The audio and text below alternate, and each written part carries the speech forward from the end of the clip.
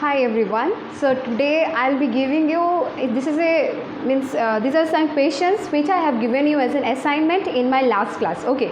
So some students have done it and some students are not able to do. I have given 5 questions. Out of that, only 3 were done by most of them. But the last 2 which I have given was not done by everyone. Okay. So there might be some confusion and all, as I have not done this type of sums. Okay, so today I will do a sum, the last 4, question number 4 and question number 5. Okay, so please listen whatever I am telling, what the question is asking you to do and whatever is given in the question. तो चलो हम question start करते हैं. कौन सा question मैंने दिया था? A solution of glucose in water is labeled as 10% W/W. That means what? Glucose में जो वाटर में और ग्लूकोज का सोल्यूशन जो है, वाटर और ग्लूकोज का जो सोल्यूशन है उसमें ग्लूकोज जो है उसका 10% वेट बाई वेट है. That means what? 10 gram of glucose is present in the solution. Okay, remaining 90% is there. So 90% कौन सा होगा? 90% वाटर का होगा. ओके, तो 90% प्लस 10% दैट मीन्स 100%, तो 100 ग्राम सोल्यूशन होगा. Okay, so 10% glucose, 10 gram glucose is present in 100 gram solution. Next, after that, what would be the molarity and mole fraction of each component in the solution? Sorry, I have given, I think so. What would be the molarity and mole fraction of each component in the solution? Okay, so let's start. What is asked in the question? So पहले हम देखते हैं question में दिया क्या है.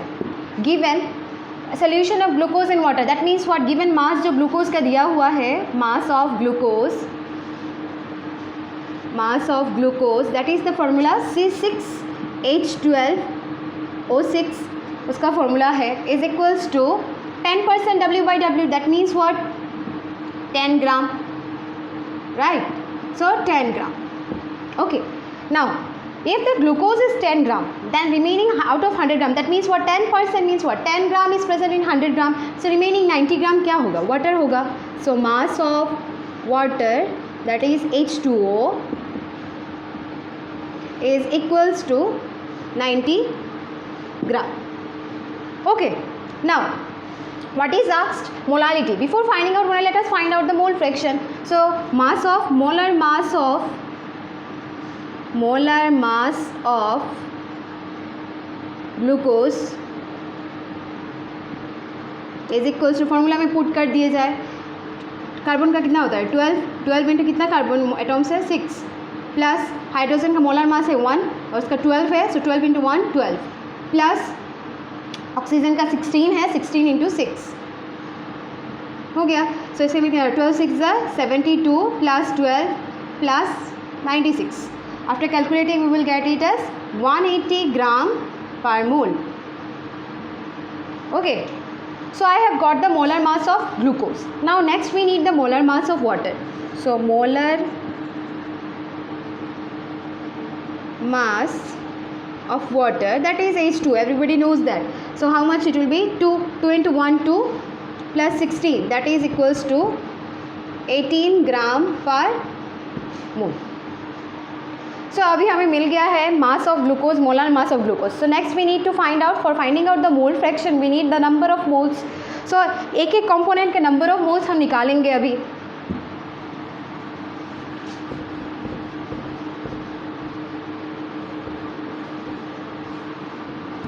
Okay, so यहाँ पे हम करेंगे, कैसे निकालते हैं? Number of moles of glucose C6H12O6. So number of moles given mass by molar mass. Glucose का गिवन मास कितना है? 10 divided by molar mass 180 is equals to 0.055 mole. Unit is mole. Okay, now next we need to find out the number of moles of water. So that is will be equals to, given mass कितना था? 90, तो 90 divided by water का molar mass कितना है? 18 is equals to 5 मोल. हो गया. So next हम क्या निकालेंगे? नेक्स्ट हम निकालेंगे मोल फ्रैक्शन, बिकॉज उन्होंने क्वेश्चन में दिया ही है mole fraction of each component. तो एक का निकाल देते हैं. चलो हम निकाल देते हैं वाटर का. वाटर का कितना निकालेंगे? Zeta of H2O is equals to N of H2O divided by N of H2O plus N of glucose means C6H12O6. So उसका अगर N ऑफ H2 कितना है? 5 डिवाइडेड बाय 5 प्लस ग्लूकोज का कितना आया 0.055। कैलकुलेट करके हमको कितना मिलेगा 5 divided by 5.055, I think so around आता है 0.989। ओके, सो हमें मोल फ्रैक्शन मिल गया। अगर मैंने बोला था मोल फ्रैक्शन में दो कंपोनेंट अगर होता है सोल्यूशन में तो एक दोनों मिला के जिनका मोल फ्रैक्शन आएगा टोटल 1 होता है। सो अगर ऐसा होता है so zeta of H2O plus zeta of water is equals to 1 होना चाहिए। This is the condition. So हमें ये याद रखना पड़ेगा। अगर ऐसा है तो that means what we have to find out the glucose 1। So glucose directly find out कर लेते हैं, इजी हो जाएगा। So 1 minus zeta of H2O that means what 1 minus 0.989, so that will be equals to 0.011. Yeah, so we have got the mole fraction. Next we need to calculate what molality. Mole fraction तो निकल गए, each each component का एक एक component, जो दो ही component था solution में, एक तो था ग्लूकोज दूसरा था वाटर, तो दोनों का मिलकर दोनों हम लोगों ने निकाल दिया। नेक्स्ट हम लोग जो क्वेश्चन में निकालना चाहते हैं that is the molality. So molality का फॉर्मूला क्या है, number of moles of solute divided by mass of the solvent in kilogram. Yes, so कितना दिया हुआ है मोल्स, सोल्यूट क्या है यहाँ पे, सोल्यूट कौन सा होगा ग्लूकोज। सो ग्लूकोज को हम क्या करेंगे, कम अमाउंट में है, so glucose is what given mass by molar mass that means 10 divided by 180 divided by mass of the solvent in kilogram. Mass कितना है, सॉल्वेंट क्या है water, water is a universal solvent that we should know, तो 90 है। Question में जो दिया हुआ है वही हम लिखेंगे, मोलर मास कभी मत लिखना यहाँ पे, मास ऑफ द सॉल्वेंट जो है वो मोलर मास नहीं है, क्वेश्चन में जो दिया है। ऑब्वियसली ये क्वेश्चन में कैसे दिया है हमें पता चलेगा, 10% अगर ग्लूकोज होता है 90% क्या होगा, ग्लूकोज ही होगा ऑब्वियसली, 90% वाटर होगा, तो दैट मीन्स 90 इंटू 1000। ये 1000 हम पुट कर रहे हैं क्योंकि यहाँ पे जो 90 है ये कितने किस में दिया हुआ है, ग्राम में दिया है, हमें चाहिए number of moles, number of mass of the solvent in kilogram, तो ये तो किलोग्राम में नहीं है, 90 ग्राम में है। सो हम लोगों ने 90 किलोग्राम में कन्वर्ट किए, 1000 यहाँ पे मल्टीप्लाई पूरा में मल्टीप्लाई करके। Otherwise if you are not multiplying here you can multiply here 90 into 10 to the power -3। Okay, so after calculating this we are getting it is 0.617 molality. Molality का unit कितना है, moles per KG, मोल पर kg. So और you can write small m also. So हमें मिल गया। So this was all about the question which I have given you in your last assignment. Okay, note कर लीजिए आप लोग प्लीज़। नेक्स्ट हम लोगों का क्वेश्चन हम लिखते हैं, क्या था क्वेश्चन नंबर 5, वो भी बहुत इंपॉर्टेंट था। क्या क्वेश्चन था हम लोग लिख लेते हैं।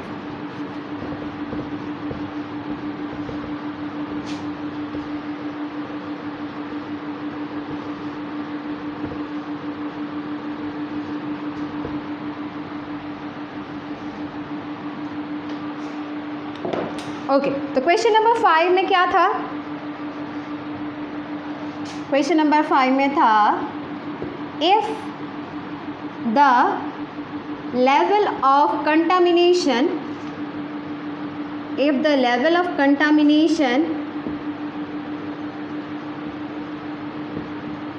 is 15 ppm parts per million by mass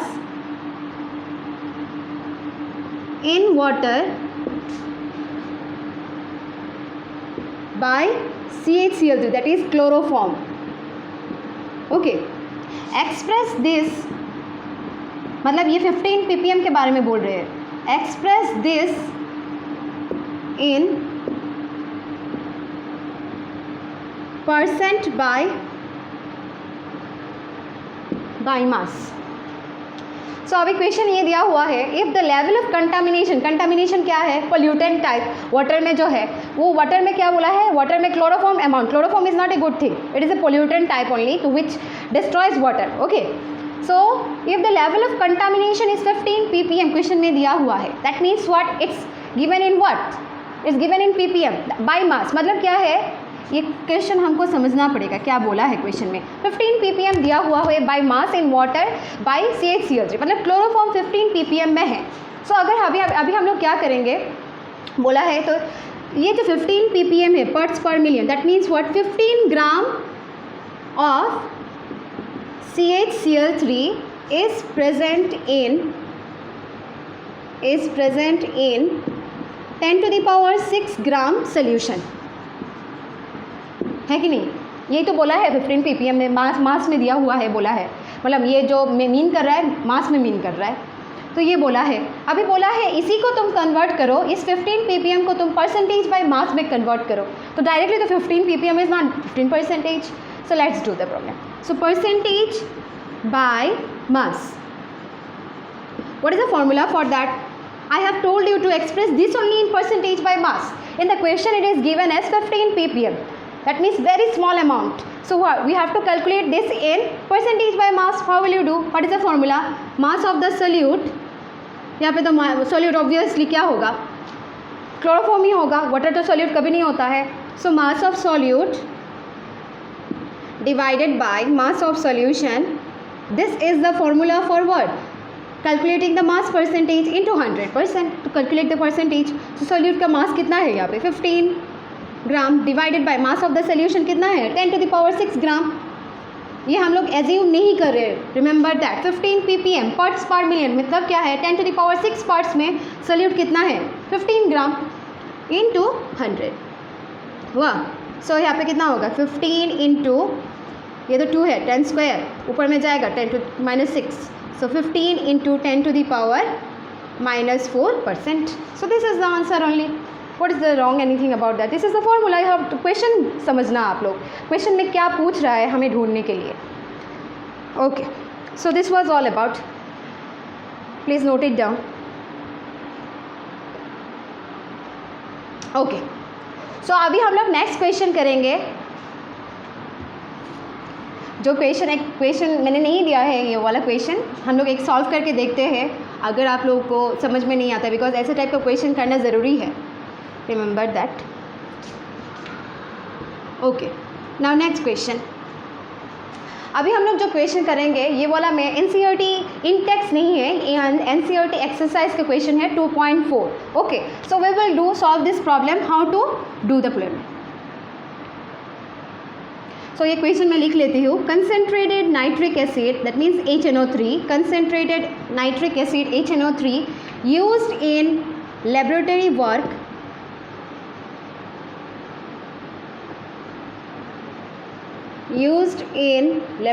work is 68% HNO3, that is nitric acid, by mass in aqueous solution। हो गया, बोल दिया हमें क्या दिया है क्वेश्चन में। What should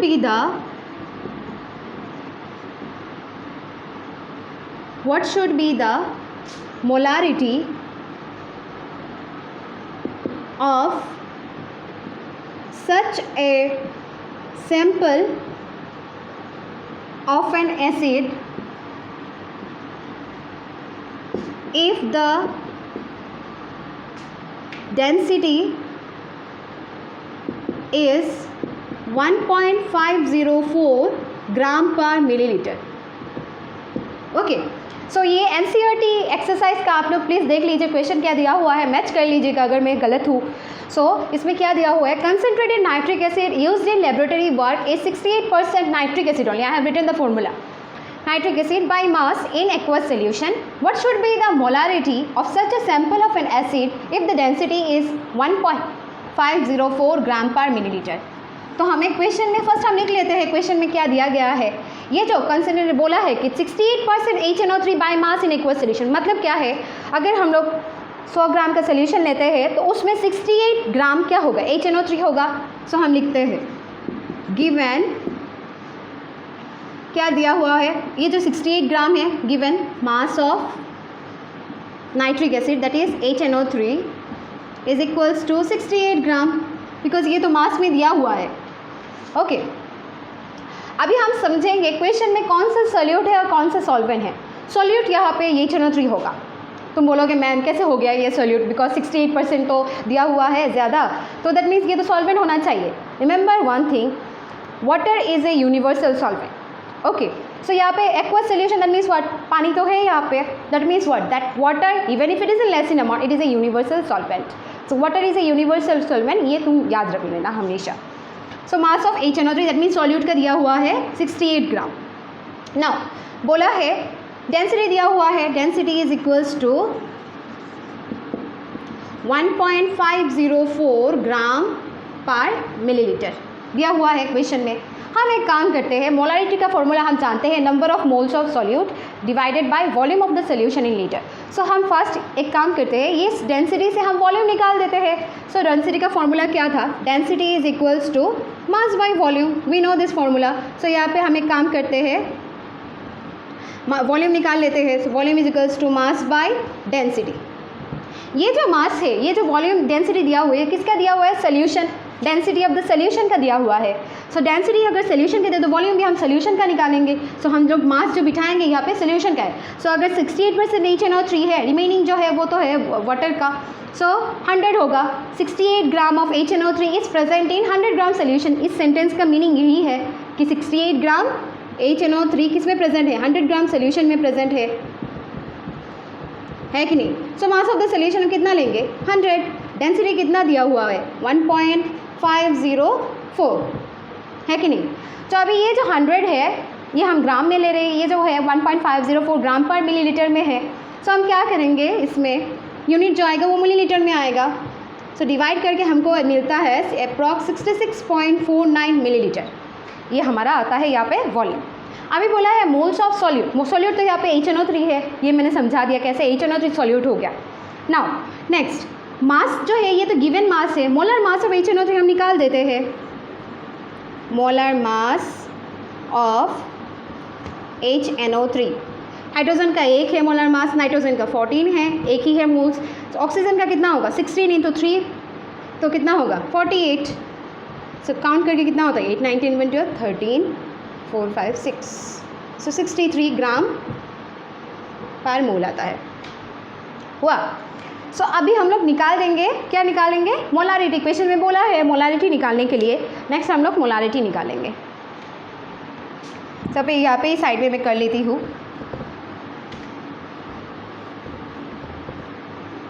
okay, so let's see. We know, first हम लिखेंगे, नेक्स्ट हम लोग जब लिखेंगे, नेक्स्ट जो लिखेंगे वो लिखेंगे, we know molarity is equals to number of moles of solute divided by volume of the solution in litre. ये हम लोग लीटर में ही लेते हैं, ये यूनिट है उसका, मोल पर लीटर होगा. सो अभी हम लोग ये रब कर देते हैं वरना तो प्रॉब्लम हो जाएगा. ओके, तो अभी हम लोग क्या करेंगे, number of moles of solute. Solute यहाँ पे क्या है, solute is what here, HNO3. तो HNO3 अगर सोल्यूट है, उसका गिवन मास कितना था, नंबर ऑफ मोल्स का क्या फॉर्मूला है, given mass by molar mass.